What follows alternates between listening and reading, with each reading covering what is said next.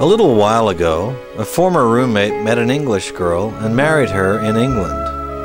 And since I know my way around a video camera, he asked if I would videotape his wedding in England. Now that was fine by me, but I'm not one to go somewhere just for one specific reason, so I added an extra week on the front end of my trip for some sightseeing. And oh, what sights I saw.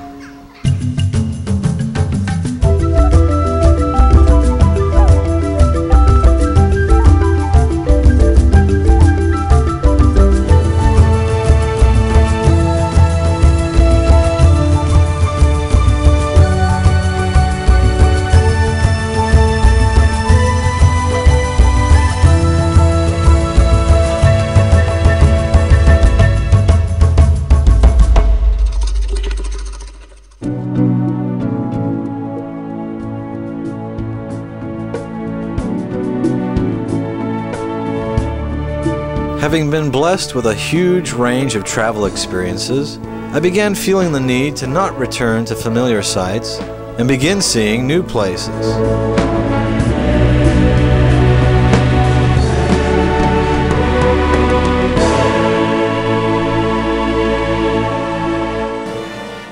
I had thought I'd start my trip in London, but I decided to bypass it completely and head for my father's birthplace, a little hamlet outside the former industrial city of Birmingham.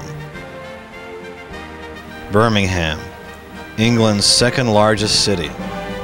Much of the quaint architecture was destroyed by World War II bombing, and a not-so-attractive city grew from the rubble.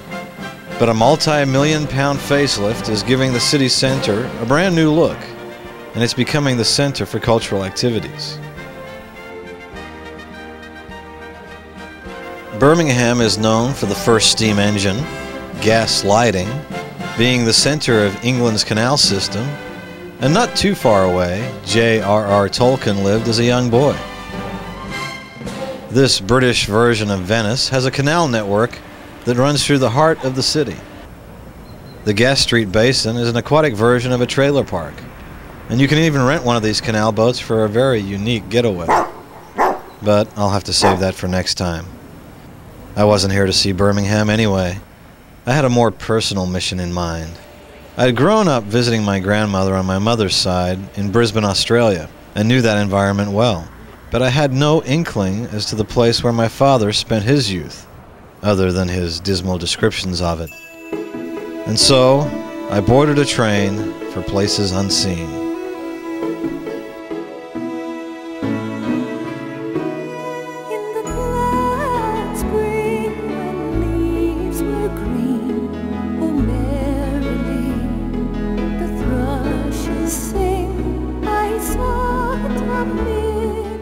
Dad didn't have much to say about the place of his youth, and back in those days it was known as the Black Country because of all the factories and steel plants pumping out the coal smoke that coated everything black. These days the place has a new and revitalized look.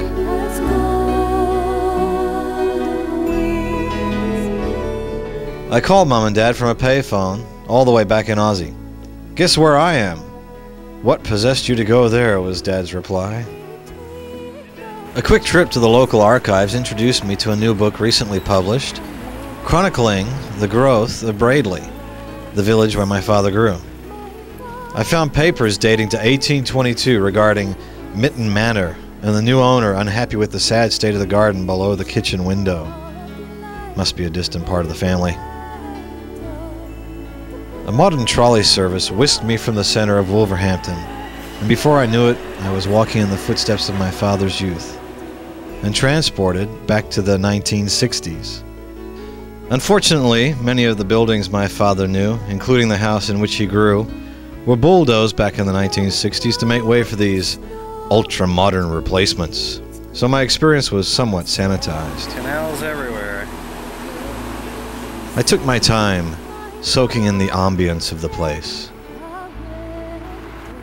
Chatted with these gentlemen and showed them my new book with the pictures of places right across the street in 50 years past. Who's that? One of the Griffins. That's your brother. Yeah. One invited me home to meet his wife, who turns out grew up across the street from Dad, and she remembered him some 60 years on. Mrs. Mitten. She used to have a shop. It was a shop. Mittens, yeah. Yeah, it was a shop, wasn't it, where your dad lived. Dad grew here during the 1920s and 30s. During the Depression, he said they were lucky to have 2 pennies to rub together. His mother, my grandmother, ran a haberdashery, or a draper's shop, on the street front of their house. And his father worked as an electrician at the local slag works. Dad was destined for a similar existence, but World War II presented him with an opportunity to leave this place. So he joined the Navy as a boy seaman and saw the world. Must have rubbed off on me.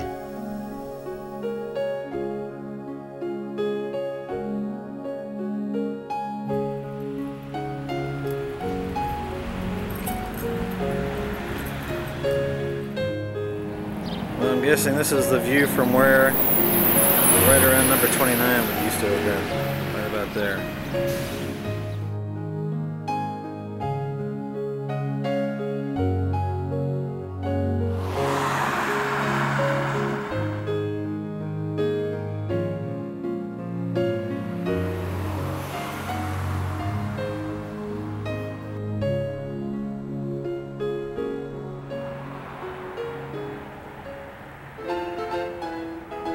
While touring the streets, some of the local kids started following me, and unfortunately, in this day and age, that doesn't always look good. One of the concerned neighbors even stopped by to ask what I was up to. He was quite apologetic and didn't mean any harm, just watching out for our own. I told him if more people got involved like that, there wouldn't be a need for our conversation, so I did appreciate his efforts. I decided the time had come to move on. But just as I had started my way to the train station, the police arrived. This visit was becoming quite memorable in more ways than one. They too inquired to the nature of my visit. Fortunately for me, I had Dad's birth certificate with the local address printed clearly to corroborate my story. Told them I was leaving anyway, and they were nice enough to give me a ride to the train station. Probably the most excitement they'd had in weeks.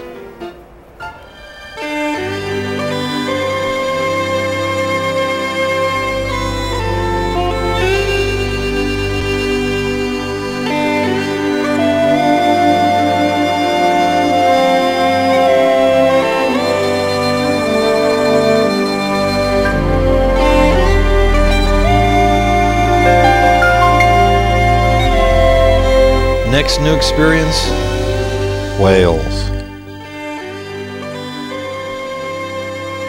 These people build their homes right next to a railroad line. Then again, if I had a view like this, I wouldn't mind a few trains passing by.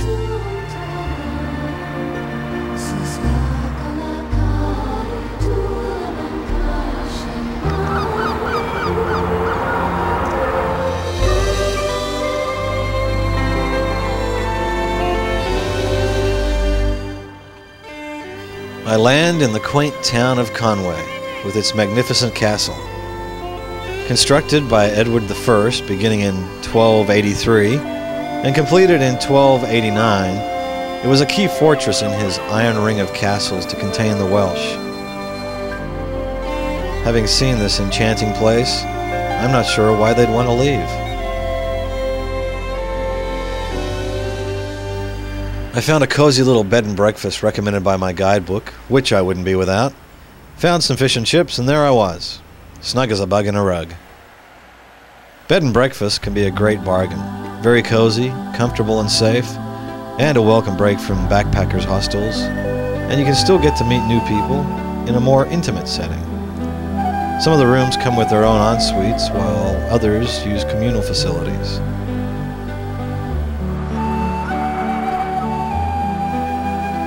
Conway is a beautiful village, nestled on the calm Conway estuary. It's so small.